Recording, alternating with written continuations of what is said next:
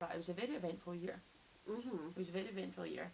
I always forget. It feels like it was so long. It feels like it was really long. So there was all that stuff with Trump, remember, that rang in the first week of the year. And Brexit as well. Brexit, so it did. Yeah, can't send things overseas. All of the gin places and whiskey places struggling to get packaging, bottles and cardboard, cardboard shortage, aluminium or the can or whatever shortage. Oh, CO2 as well, a CO2 shortage as well.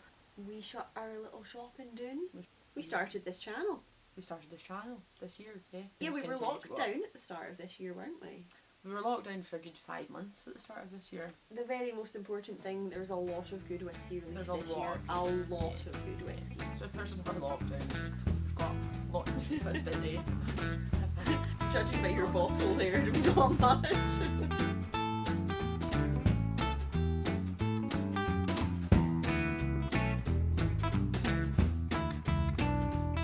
Hello, I'm Jen. My name's Rachel.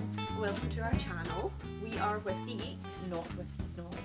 So if you like all things whiskey, and you're not a snob, subscribe! We're doing our rundown of our top 10 whiskies of 2021 today. So we've got a lovely wee list to run through. Yep, and it's whiskies released in 2021 rather than just whiskies we've tried in 2021. Yeah, otherwise there would have been a lot more than 10. I know, and even then we were struggling quite a lot to narrow it down just to 10, wasn't exactly. It? So we've narrowed it to 10, but there's probably some other like honorary mentions we might. Definitely.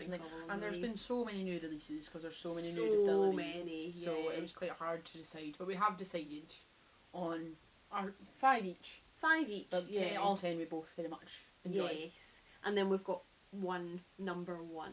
We're having a sample of number one, which we will reveal at the end. And a few people have said this is their favourite whiskey of this year, but we'll get to that. Yes. We'll get to that later. So do you want to start with one whiskey? Yeah, Kilerran Heavily Peated. The batch 5 specifically that came out this year would be one of my top of the year. So Kilerran is a distillery owned by same folks as Springbank? Springbank, yeah. So it's the Glen distillery, which is next door to Springbank. They only operate for 3 months of the year. You don't get all that much of it. And so, yeah, I think we've managed to get a couple of bottles each time. It's always allocated, even like the standard, like the 12 and all that. Yeah, loved it. Yeah. Really good. Yeah. One of those ones that to me tastes is peaty, but tastes like floral peaty. Makes me think of purple. What about you? So I'll choose for the next one Spey. The Spey 8-year-old for the festival released this year. Yes. Was lovely. It was really tasty.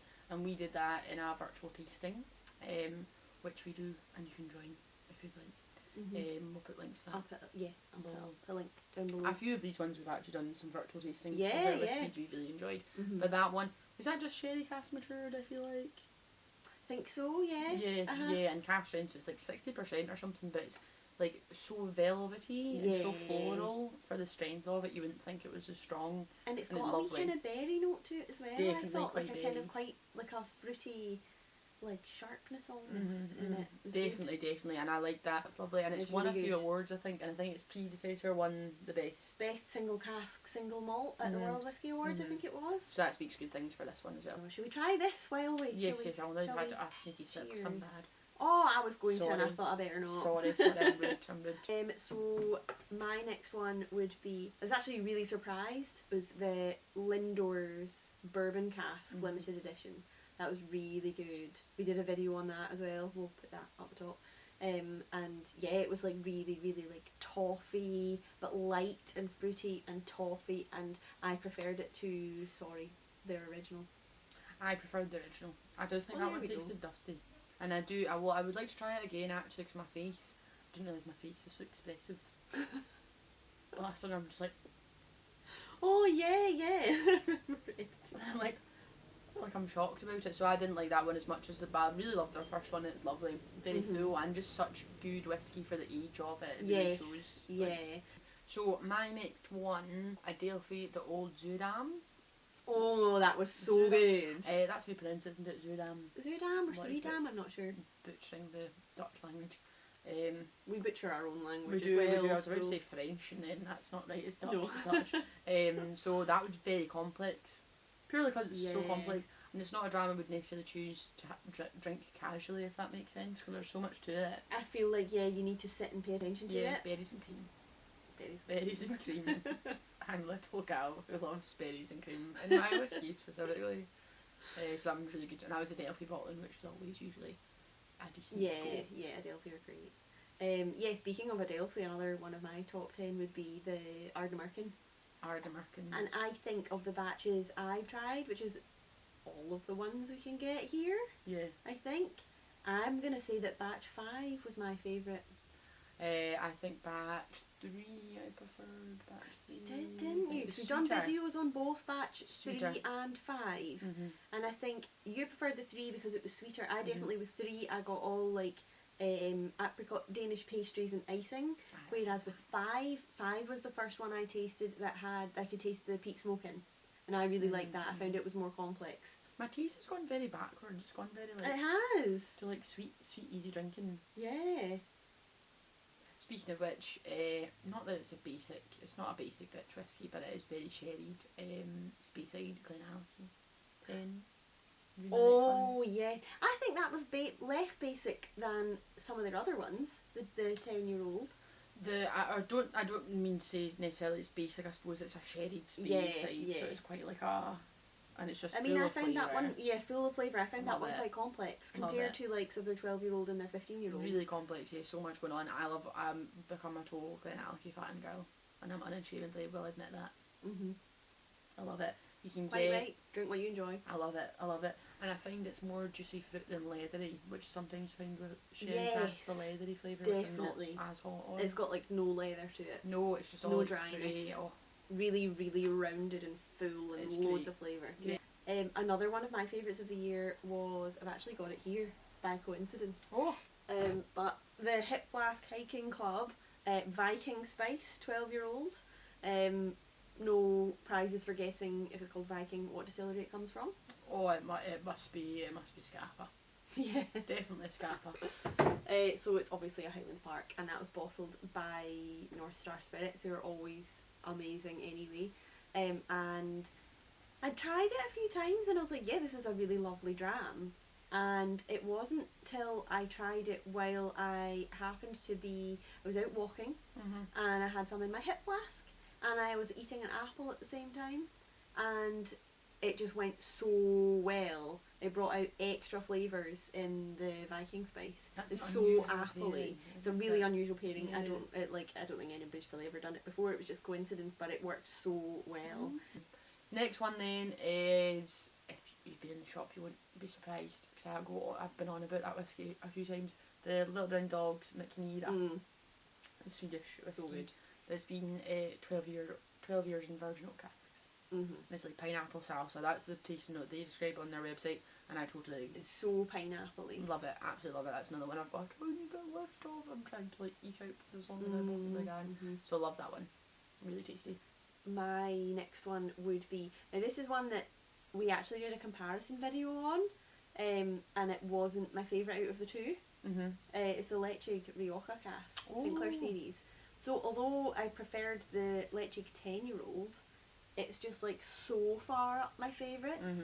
The Ledaig Rioja cask is still like another one of my favourite whiskies, and definitely one of my favourite releases of the year, but it just in that video it just didn't quite compare enough to the 10-year-old, which is one of my all-time favourites. But yeah, it's still one of my favourite releases of the year. It's nice and like peaty and fruity. And a good price. Very good price. It's good value, And we're big fans of good value for money in a dram. And drum roll please.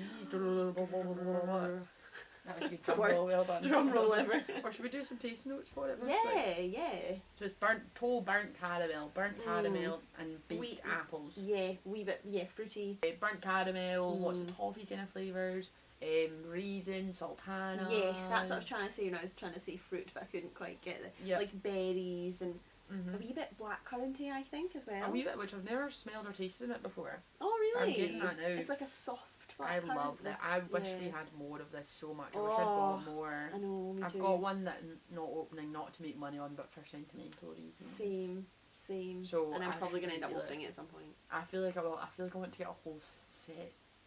Yeah, same. Before I open them. That would be cool for a tasting, actually. That would. So reason being, so all of our bottlings.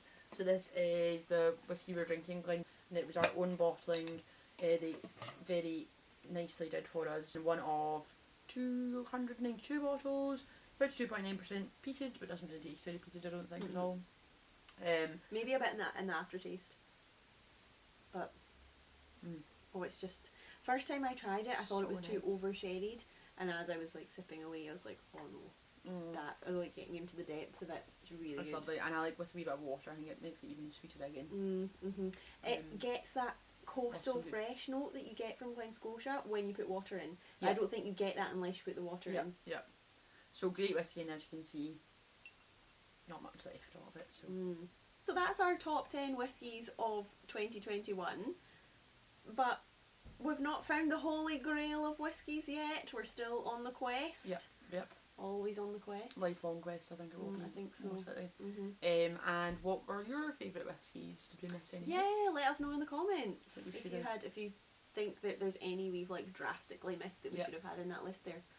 Because so many new distilleries having their like first releases in the last couple of years. First releases, that is them bringing their whiskey to the world. Join us, subscribe, and join us again next time for some more tasting. Slange. Cheers. Thank you for joining us. We hope you enjoyed our video. If you did, please give it a like and a subscribe. And you can follow us on social media at The Grail Tastings. See you next time. Slange. Other LBDs. Other Adelphi, lots of Adelphis are really good.